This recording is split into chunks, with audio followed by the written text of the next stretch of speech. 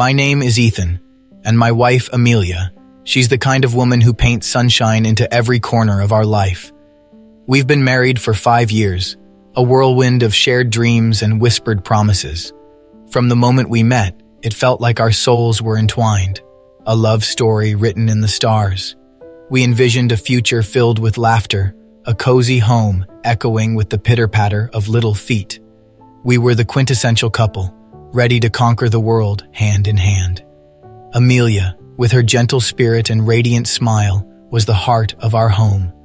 She had a knack for turning ordinary moments into cherished memories, her touch transforming our house into a sanctuary of warmth and love. We'd spend evenings curled up on the couch, lost in each other's arms, dreaming of the family we'd build. Children were always a part of our plan, a natural extension of our love. We imagined a bustling household, filled with the joyous chaos of parenthood. But life, as we soon discovered, had its own script, one that didn't always align with our carefully laid plans. As the years rolled by, a shadow began to creep into our paradise. The laughter that once filled our home seemed to fade, replaced by a heavy silence. The dream of parenthood, once so vivid, began to feel like a distant mirage. 5 years into our marriage, the absence of children weighed heavily on our hearts. We'd tried everything, every remedy, every doctor's visit, but fate seemed to have other plans. I could see the disappointment etched on Amelia's face, a silent ache that mirrored my own. She, who was once the epitome of joy, began to withdraw, her smile replaced by a melancholic gaze. The change in Amelia was subtle at first, a gradual shift in her demeanor. She became irritable, her once gentle spirit replaced by a simmering frustration. The smallest things would trigger her anger, her voice sharp and laced with a bitterness I'd never heard before. Evenings that were once filled with laughter were now strained with unspoken tension. I watched helplessly as the woman I loved slipped away, her light dimming with each passing day. Amelia started seeking solace in the company of friends, nights out turning into late-night binges. She'd come home reeking of alcohol, her eyes glazed and distant. I'd tuck her into bed, my heart aching for the woman she once was. We sought medical advice, hoping for a solution, a way to mend the broken pieces of our dream. The diagnosis was a blow, a cruel twist of fate. Amelia's health, it turned out, was the reason for our inability to conceive. Her uterus, the doctor explained, was damaged, making pregnancy a near impossibility. The news hit Amelia like a tidal wave, crushing her spirit. She blamed herself, convinced that she was the reason for our childless home. I reassured her, told her that my love wasn't contingent on having children, but my words seemed to fall on deaf ears. She was trapped in a cycle of guilt and despair, convinced that I'd leave her for someone who could give me a child. Late at night, I'd watch her sleep, her face etched with sadness, her body racked with silent sobs. I felt a deep sense of helplessness, unable to ease her pain. I suggested therapy, a trip to rekindle our spark, but Amelia refused, retreating further into her shell. One evening, I returned home to a surprise. The house was bathed in candlelight, the aroma of a home-cooked meal filling the air. Amelia greeted me with a soft smile, her eyes filled with a tenderness I hadn't seen in months. We sat down to dinner, the atmosphere reminiscent of our early days, filled with love and warmth. Amelia spoke of our love, our dreams, the future we'd envisioned. Her words were a balm to my soul, a reminder of the bond we shared. We held hands, our touch a silent promise of unwavering support. That night, we made love, a desperate attempt to rekindle the flame of our passion, to create the miracle we so desperately craved. But fate, it seemed, was determined to test our resilience. The months that followed were filled with anticipation, only to be met with disappointment. Amelia's hopes were dashed once again, her spirit sinking into the depths of despair. The silence in our home grew heavier, the unspoken pain, a constant presence. One evening, as we sat in the living room, the silence broken only by the ticking of the clock, Amelia spoke. Her voice was hesitant, her eyes filled with a mix of fear and determination. "Ethan," she began, her voice barely a whisper, "I've been thinking, we need to find another way." I frowned, confused. "Another way? What do you mean?" She took a deep breath, her gaze meeting mine. I've found some people who are willing to help us. If you agree, you could have a child with them." My heart froze. I couldn't believe what I was hearing. "Amelia, what are you saying? You want me to be with other women?" "It's the only way, Ethan," she pleaded, tears welling up in her eyes. "It's the only way we'll ever have a child. I can't bear this pain anymore. Every time I think about us never having a family, it's like a knife twisting in my heart. I can't take it anymore." A wave of emotions washed over me, disbelief, anger, and a deep, aching sadness. "Amelia, this is insane. This could destroy us. What about our love? About our marriage?" "I know it's hard," she sobbed, "but I'm desperate. I'm willing to do anything to have a child. Even this." I looked at her, seeing the raw pain in her eyes, a pain that mirrored my own. I knew she was driven by desperation, by the fear of losing me, of losing the life we had built together. I was torn between my own sense of pride and my love for her, my desire to ease her suffering. After what felt like an eternity of silence, I nodded, a reluctant agreement. "Okay," I whispered, my voice hoarse. "If this is what you want." Amelia's eyes lit up, a flicker of hope amidst the despair. She found 2 young women, Sarah and Emily, who were willing to help. I didn't ask how she found them, or what she promised them. I was caught in a whirlwind of emotions, a surreal nightmare that I couldn't wake up from. One evening, Amelia told me that Sarah and Emily would be coming over. I felt a knot of dread tighten in my stomach. When they arrived, they were shy and nervous, their eyes darting around the room, avoiding mine. Amelia tried to ease the tension, her voice strained and unnatural. She held my hand, offering a silent reassurance that I didn't feel. Then she stood up and left the room, leaving me alone with Sarah and Emily. The silence was deafening, the air thick with unspoken emotions. I felt like a stranger in my own home, a puppet in a play that I didn't understand. Part of me wanted to run, to escape this madness, but Amelia's desperate plea echoed in my ears, holding me captive. The next few weeks were a blur. I went through the motions, a hollow shell of myself. Each encounter was a painful reminder of what we had lost, of the desperate measures we were taking to fulfill our dream. I felt a sense of shame, of betrayal, even though I knew I was doing it for Amelia, for us. One morning, Amelia received a call from Sarah. Her face lit up, her eyes filled with tears of joy. "She's showing signs of pregnancy," she whispered, her voice trembling. My heart skipped a beat. A mix of emotions flooded through me, relief, disbelief, and a strange sense of detachment. "Are you sure?" I asked, my voice barely audible. "We're going to the clinic tomorrow," she said, her voice filled with excitement. The next day, we sat in the waiting room, our hands clasped tightly, our eyes fixed on the door. When the doctor emerged, his smile was like a ray of sunshine breaking through the clouds. "Congratulations," he said. "She's pregnant." Amelia burst into tears, her body shaking with sobs of relief. She hugged me tightly, her voice muffled against my chest. "We did it, Ethan," she whispered. "We're going to have a baby." From that moment on, Amelia was a whirlwind of activity. She took Sarah under her wing, treating her like a beloved sister. She researched prenatal nutrition, prepared healthy meals, and accompanied Sarah to every doctor's appointment. They formed a close bond, a unique sisterhood forged in the crucible of our shared dream. Amelia transformed, her joy radiating like a beacon. The darkness that had enveloped her for so long began to dissipate, replaced by a radiant glow of anticipation. She meticulously prepared a nursery, painting the walls a soft, calming blue, assembling a crib and filling it with tiny, adorable outfits. She would spend hours in the nursery, gently caressing the baby clothes, a serene smile gracing her lips.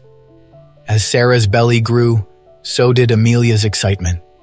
The impending arrival of the baby filled our home with a sense of purpose, a renewed sense of hope. The tension that had once permeated our lives was replaced by an atmosphere of joyful anticipation. One crisp spring morning, Sarah called, her voice filled with urgency. "The baby's coming," she said, her voice strained. Amelia and I rushed to the hospital, our hearts pounding with a mixture of excitement and anxiety. On the way, Amelia held my hand tightly, her grip a silent reassurance. In the waiting room, we sat in tense silence, our eyes glued to the delivery room door. Each passing minute felt like an eternity. Then, a cry pierced the air, a tiny, powerful sound that filled the room with life. Amelia burst into tears, her body shaking with emotion. When the doctor emerged, his face beaming, he announced, "It's a healthy baby boy." Amelia didn't wait. She rushed into the delivery room, where Sarah lay exhausted but radiant, holding the newborn in her arms. Sarah gently placed the baby in Amelia's arms, and Amelia's face lit up with an incandescent joy. She cradled the baby, her eyes filled with a love that transcended words. He was tiny, perfect, with chubby cheeks and wide, curious eyes. Amelia gently stroked his soft skin, whispering, "Hello, my darling. Mommy and Daddy have been waiting for you for so long." I stood beside her, watching the scene unfold, my heart overflowing with a complex mix of emotions. This child, our child, was the culmination of our dreams, a testament to our love and sacrifice. Yet, a nagging sense of unease lingered, a shadow cast by the unconventional path we had taken. Amelia showered the baby with love and devotion, her maternal instincts kicking in with a fierce intensity. She cared for him with a tenderness that made my heart ache.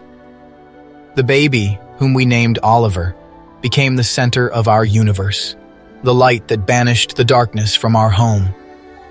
The conflicts and tensions that had plagued our marriage seemed to fade away. Oliver's presence brought a new sense of harmony, a renewed sense of purpose. Amelia thrived in her role as a mother, her happiness palpable. I watched her, marveling at her transformation, her love for Oliver a force of nature. However, despite the joy Oliver brought, a sense of unease gnawed at me. The circumstances surrounding his birth were a constant reminder of our unconventional path, a path that was both a blessing and a burden. I found myself grappling with questions of morality, of the ethical implications of our decision. As for Sarah, after fulfilling her role, she gradually distanced herself from our lives. Amelia ensured that she was financially secure, that she had a stable future. Sarah left quietly, leaving behind only the precious gift of Oliver. I often thought of her, filled with gratitude for her sacrifice, yet wondering if she harbored any regrets. Our life continued, filled with the joys and challenges of parenthood.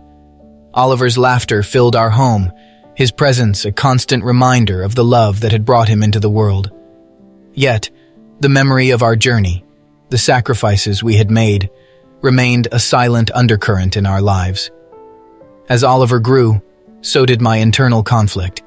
I found myself wrestling with the ethical implications of our decision, the lingering questions about the nature of parenthood and the boundaries of love. Oliver was my son, flesh and blood, yet the circumstances of his birth created a sense of detachment, a feeling that I was somehow an outsider in my own family. Amelia, on the other hand, seemed to have found complete solace in motherhood. She poured all her love and energy into Oliver, her happiness radiating like a warm glow. She was a devoted mother, her every action fueled by an unwavering love for her son. I watched her, marveling at her transformation, Yet a part of me felt a pang of sadness, a sense of loss for the woman I once knew. The unspoken tension between us grew, a silent acknowledgement of the path we had taken. We rarely discussed the past, the sacrifices we had made, the compromises we had accepted. It was as if we had both agreed to bury the past, to focus solely on the present, on the joy that Oliver brought into our lives. One evening, as I tucked Oliver into bed, he looked up at me with his innocent, wide eyes and asked, "Daddy, where did I come from?" My heart skipped a beat. How could I explain the complexities of his birth to a child? How could I reconcile the truth with his innocent understanding of the world? I stammered, searching for the right words, but none came. Amelia, who had been listening from the doorway, stepped forward. "Oliver," she said gently, "you came from our love, from our deepest wish to have you." He nodded, his eyes filled with trust. "I love you, Mommy and Daddy," he said, and then drifted off to sleep. As I watched him sleep, I felt a wave of guilt wash over me. I had allowed my doubts and insecurities to cloud my judgment, to create a distance between myself and my son. I realized that my love for Oliver was unconditional, that the circumstances of his birth did not diminish the bond we shared. The next day, I decided to confront my inner demons. I sat down with Amelia, and we talked, truly talked, for the first time in what felt like an eternity. We shared our fears, our doubts, our regrets. We acknowledged the pain we had endured, the sacrifices we had made. Amelia confessed her own struggles, her guilt for placing me in such a difficult situation. She admitted that she had been driven by desperation, by the fear of losing me, of losing our dream of a family. I told her about my own internal conflict, my struggle to reconcile my feelings with the reality of our situation. I confessed my doubts, my fears, my sense of detachment. We talked for hours, our voices filled with emotion, our hearts laid bare. We realized that we had both been carrying a heavy burden, a burden of unspoken emotions, of unresolved conflicts. By the end of our conversation, a sense of relief washed over us. We had finally broken the silence, confronted our demons, and reaffirmed our love for each other. We realized that our journey, though unconventional, had ultimately strengthened our bond, had taught us the true meaning of love and sacrifice. We made a pact to be honest with Oliver, to explain the complexities of his birth in a way that he could understand. We vowed to create a safe and loving environment for him, where he would feel loved and accepted, regardless of his origins. We also started to incorporate Sarah into Oliver's life, slowly and carefully. We arranged for them to meet, to build a relationship, to understand the unique connection they shared. It was a delicate process, filled with sensitivity and understanding, but it was essential for Oliver's emotional well-being. Life continued, filled with the joys and challenges of raising a child. Oliver thrived, his laughter filling our home with a sense of normalcy. We learned to embrace our unconventional family, to celebrate the love that had brought us together. The shadows of doubt began to fade, replaced by a sense of acceptance and gratitude. Years passed and Oliver grew into a bright, inquisitive young boy. He was a constant source of joy and laughter, filling our home with his bow and less energy. Amelia and I had learned to navigate the complexities of our unconventional family, creating a loving and supportive environment for Oliver. We had kept our promise to be honest with him. As he grew older, we gradually explained the circumstances of his birth, using age-appropriate language and emphasizing the love that had brought him into the world. He understood that he was a product of love, a testament to our unwavering desire to have him in our lives. Sarah remained a part of Oliver's life, a unique and cherished presence. They developed a special bond, a connection that transcended conventional definitions of family. Oliver understood that Sarah had played a vital role in his life, and he held her in high regard. Amelia and I had also found a new level of understanding and acceptance.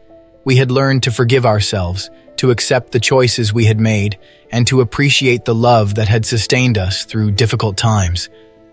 Our marriage, though tested, had emerged stronger, more resilient. One sunny afternoon, as we sat in the garden, watching Oliver play, Amelia took my hand. "We've come a long way, haven't we?" she said, her voice filled with warmth. I smiled, squeezing her hand gently.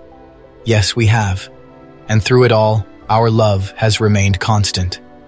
"It's been a journey," she continued, "a journey filled with pain, sacrifice, and ultimately, love." I nodded, my eyes filled with gratitude. We've learned that love isn't always simple, that it can take many forms, but it's always worth it. Oliver ran towards us, his face flushed with excitement. "Mom, Dad, look what I found," he exclaimed, holding up a colorful butterfly. We watched him, our hearts overflowing with love. We had created a family, not in the traditional sense, but a family nonetheless. A family woven together with love, sacrifice, and acceptance. Looking back, I realized that our story was not about the unconventional path we had taken, but about the enduring power of love. It was a story about resilience, about the ability to overcome adversity, about the strength of the human spirit. Our family was a tapestry, woven with threads of different colors, different textures, but ultimately a beautiful and harmonious whole. We had learned that family is not defined by blood or biology, but by love, commitment, and the unwavering support we offer each other. As I watched Oliver chase butterflies in the garden, I knew that our journey had been worth it. We had faced our fears, confronted our demons, and emerged stronger, more united. We had created a family, a haven of love and acceptance, a testament to the enduring power of the human heart. And as I looked at Amelia, her eyes filled with love and contentment, I knew that we had found our happily ever after, not in a fairy tale ending, but in the messy, beautiful reality of our lives. We had found our peace, our joy, our love, in the heart of our unconventional family.